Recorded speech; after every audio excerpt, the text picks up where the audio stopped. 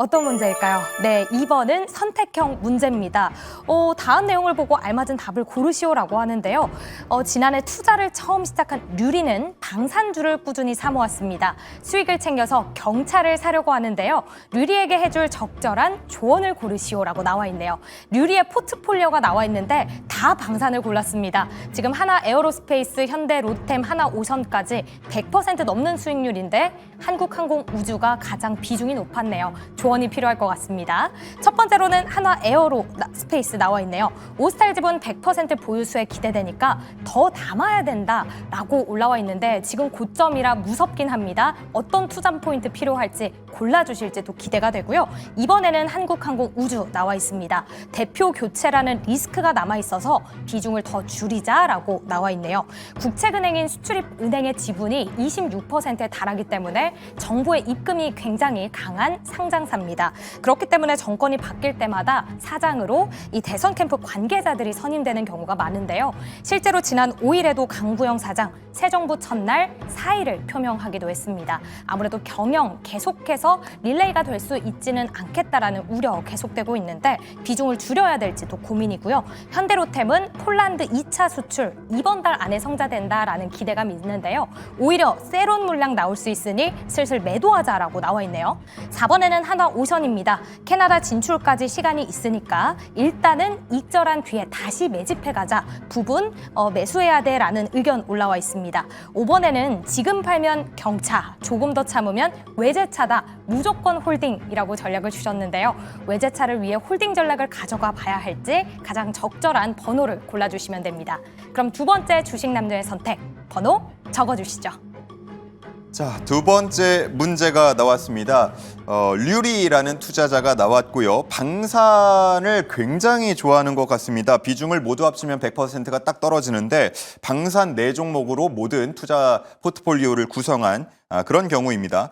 일단 뭐 매수가를 보면은 대단하죠. 한화 에어로스페이스가 40만 원대, 현대로템이 6만 원대, 한화오션이 뭐 3만 원대니까 굉장히 좀 부럽다, 배가 아프다 이런 생각도 드는데 경차를 사려고 한다는 거 보니까 지금 뭐 구체적으로 나와 있지는 않지만 한 1,000만 원 정도 이렇게 시드가 되지 않을까 한번 생각을 해 보겠습니다. 자, 그래서 이제 각 종목에 대한 여러 가지 뭐 조언들도 나와 있는데 두 분께서 과연 어떤 걸 골라 주셨을지 궁금하고요. 일단 성화준 매니저님이 답변을 먼저 쓰신 것 같아가지고 잠깐 한번 좀 질문을 드려보려고 해요. 성화준 매니저님, 이 류리라는 투자자를 좀 친숙하신가요? 왠지 모르게 친숙합니다. 뭐 자주 뵙을 것 같은 그런 투자자분이신 것 같은데 예. 일단은 좀 혼날 필요가 좀 있을 것 같아요. 포트폴리오를 왜요? 보니까 수익을 이렇게 잘 내고 있는데요? 일단 방산주에 올인했다라는 부분, 그리고 지금 고점에서 팔지 못하고 지금 조정 구간에서 팔아야 될까요? 경차를 고민한다? 고점에서 애초에 진작부터 방송을 함께 하셨으면 고점에서 매도하시고 진작부터 외제차 타고 빵빵거리고 있을 텐데 경차, 물론 좋은 차지만 조금 더 큰 수익을 낼 수 있었지 않았을까 하는 부분에서는 조금 혼날 필요가 있다. 유리 포트폴리오 점검 다시 해야 될 것 같습니다. 우리 이해나 전문가님 대표님께서는 류리라는 투자자를 아마 처음 보실 텐데 뭐 네. 조언 같은 거 해주고 싶은 게 있으세요? 조언? 부럽네요. 부럽습니까? 예, 저도 같은 마음입니다. 물론 비중이 한국항공우주가 네. 조금 낮고 다른 종목이 높았으면 어땠을까 하는 마음이 듭니다만 뭐 결과론적인 얘기고요. 일단은 굉장히 수익은 항상 오르니까 잘하고 있다라고 생각이 드는데 자, 지금의 이 수익률을 잘 지키거나 혹은 더 극대화하기 위해서는 어떤 투자 전략이 필요할지 두 분의 답을 한번 만나보도록 하겠습니다. 두 분의 답변 들어주시죠. 자, 이해나 대표님은 3번, 그러니까 현대 로템과 관련한 답변을 골라주셨고요. 성화준 매니저는 한화오션과 관련한 4번을 골라주셨습니다. 자, 이해나 대표님, 네. 현대 로템은 K2전차의 폴란드 2차 수출 성사가 코앞이니까 네. 조금씩 매도하자? 네. 실제로 오늘 기사가 이제 발표가 됐는데요. 9조 원대 수출 계약이라고 합니다. 예. 네, 시외도 추가적으로 상승하는 모습을 좀 보였는데요. 이제 현대 로템은요, 사실 작년부터 와 많이 올랐다 했는데도 정말 오늘까지도 질주하는 모습을 보면서 상당히 놀랐습니다. 증권사에서 뭐 목표 주가를 맞습니다. 계속 올리는데 다 네. 달성해요. 네, 예. 맞습니다. 증권사의 목표도 계속해서 이제 상향 러시가 이뤄지고 있고요. 그런데 또 계속 도달을 하고 있고요. 수주 잔고도 여전히 강세고요. 또 하반기에 폴란드 외 다른 국가로도 이제 수출 확대 가능성도 열려 있는 상황입니다. 자, 그런데 여러분 주식 투자를 이제 하신다라면 당연히 알고 계시겠지만 주식은요. 선반영이 됩니다. 그렇기 때문에 앞으로 이제 방산이 어떻게 움직일까에 대해서 먼저 보셔야 되는데요. 일단은 이 현대 로템이 작년 그 주당 순이익 기준으로는요. EPS가 153% 정도 상승을 했고요. 올해까지도 굉장히 좋은 견고한 흐름이 이어지고 있습니다. 그런데 이제 앞으로가 결정적일 것 같은데 앞으로 향후 3년의 연평균 수익성이 32%대로 확연하게 수익성이 낮아지는 구간에 들어섰습니다. 어허. 또 그리고 현재 이제 또 조금 문제가 되는 거는 주가가 상승하는 건 정말 좋습니다. 목표가를 달성하는 건 좋은데요. 현재 퍼가 31배 수준에 오면서요. 사실 그 밸류에이션 영역에 진입한 것도 사실입니다.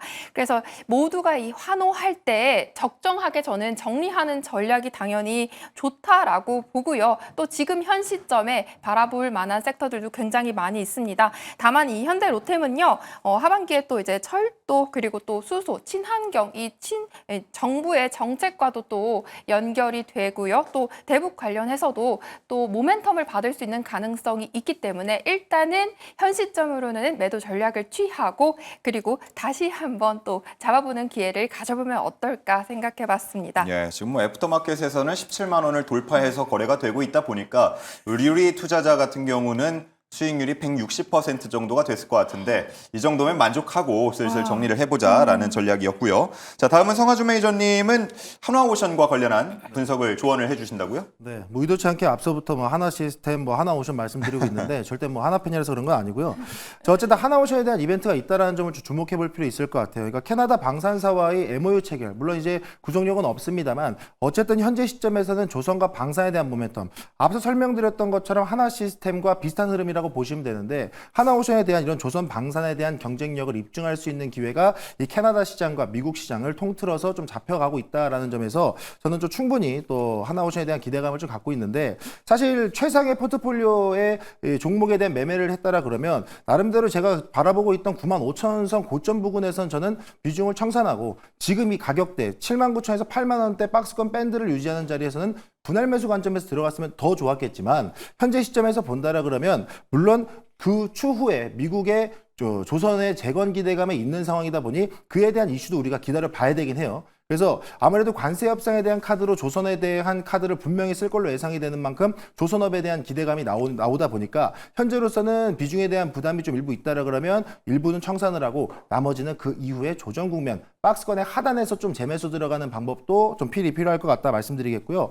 그럼 어떤 부분에서는 저는 또 추가적인 상승이 나올 수 있다라고 보느냐? 앞서 말씀드렸던 미국의 조선에 대한 재건 기대감. 이게 또 우리나라 시장의 협상의 카드로 많이 쓰이죠. 그래서 그런 재료들이 추가적으로 모멘텀 확보가 된다라 그러면 하나오션은 당연히 대장주로서의 흐름을 이어갈 수밖에 없다. MRO, 조선재건 이런 재료들 한번 추적해 보면서 안정적으로 비중 조절 한번 다시 해보자라고 말씀드리겠습니다. 좋습니다. 이제 국제 무대에서 또 우리 정상 간의 만남들도 예상이 되고 있기 때문에 조선과 관련해서는 또 어떤 얘기가 나올지 계속해서 우리가 귀추를 주목해 봐야겠습니다.